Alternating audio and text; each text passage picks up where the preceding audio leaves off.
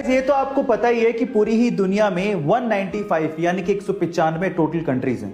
पर अगर मैं आपसे सवाल पूछूं कि इन 195 कंट्रीज में से कौन सी कंट्री यंगेस्ट है, तो आप लोग क्या जवाब देंगे?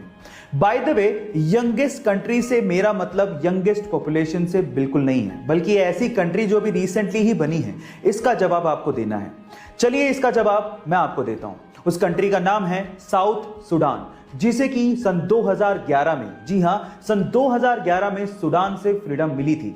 यानी कि सन 2011 में साउथ सूडान कंट्रीज की लिस्ट में शुमार हुआ था। है ना ये इंटरेस्टिंग फैक्ट? गाइस, तीखी होने के बावजूद भी इस दुनिया में कई लोगों को मिर्ची खाना बड़ा अच्छा लगता है, लेकिन थोड़ा संभल के गाइस, क्योंकि इस दुनिया में एक मिर्ची ऐसी है जिसे खाने के बाद आप लोग सीधे ऊपर पहुंच जाओगे। हाँ गाइस, ये मिर्ची इतनी ज्यादा डेंजरस है। इस मिर्ची का नाम है ड्रैगन ब्रीथ चिली पेपर, जो कि इतनी ज्यादा डेंजरस है जिसे खाने के बाद आपको लगातार शॉक लगते हैं और उसके बाद आपकी मृत्यु हो जाती है। पर सवाल यह है कि इतनी डेंजरस मिर्ची को आखिर बनाया क्यों गया?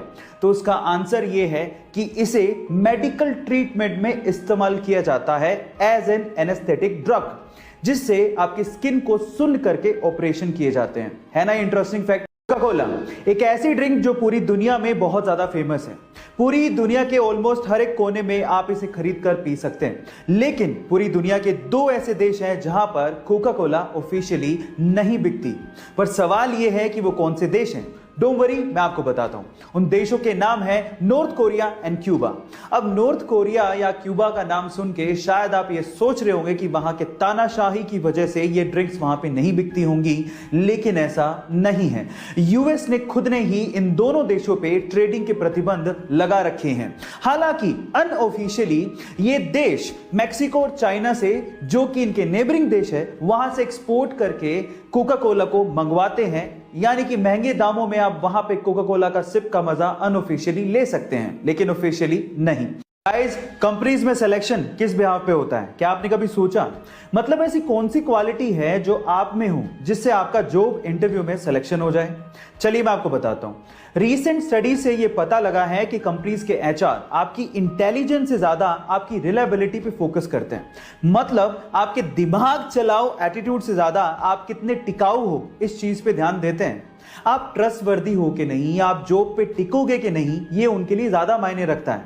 गाइस, आप लोगों ने स्कैम 1992 का ये डायलॉग तो सुना होगा, the most expensive thing in the world is trust and cheap people can't afford it. So guys, अपने इंटरव्यूअर को ये यकीन दिलाइए कि आप रिलायबल हैं। गाइस, जब भी अर्थ शेक करती है यानी कि धरती हिलती है तो उसे अर्थक्वेक कहा जाता है। आपको तो ये बात पता ही होगी। और हमारे साइंटिस्ट लोगों ने हमारी अर्थ पे बहुत जगह पे अर्थक्वेक्स को रिकॉर्ड भी किया है। आपने भी कभी ना कभी इसे महसूस किया होगा। लेकिन सवाल यह है कि अगर हमारी अर्थ प्लेनेट को छोड़ दें तो इसके अलावा अगर किसी और प्लेनेट पे ऐसे ही वाइब्रेशंस महसूस किए जाएं तो क्या उसे भी अर्थक्वेक ही कहेंगे? नहीं। आपकी जानकारी के लिए मैं आपको बता दूं कि नासा ने पहली बार, इतिहास में पहली बार 6 अप्रैल 2019 को ऐसे ही वाइब्रेशंस मार्स के सरफेस पे रिकॉर्ड किए थे, जिसे मार्स क्विक का नाम दिया गया था। है ना अमेजिंग फैक्ट?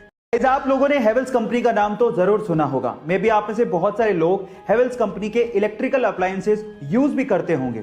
लेकिन मजेदार बात यह है कि बहुत सारे इंडियंस सिर्फ हेवेल्स कंपनी के नाम की वजह से इसे एक फॉरेन कंपनी मानते हैं, जबकि ऐसा है नहीं। ये एक प्योरली इंडियन कंपनी है जिसका नाम इसके पहले ओनर हवेली राम गुप्ता के नाम पे रखा गया है, जिन्होंने इस कंपनी को उस समय मात्र 10 लाख रुपए में बेच दिया था। और आज ये कंपनी एक पब्लिक लिस्टेड कंपनी है जिसकी इवैल्यूएशन 5000 करोड़ रुपए की है, जिसमें लगभग 6000 लोग 50 अलग अलग देशों में काम करते हैं। है ना ये इंटरेस्टिंग फैक्ट? गाइस, ऐसे ही इंटरेस्टिंग फैक्ट्स के लिए YouTube पे हमारे चैनल को सब्सक्राइब कर लीजिए। अगर आप इंस्टाग्राम पे देख रहे हैं तो मुझे फॉलो करना मत भूलिएगा। मिलते हैं अगली वीडियो में।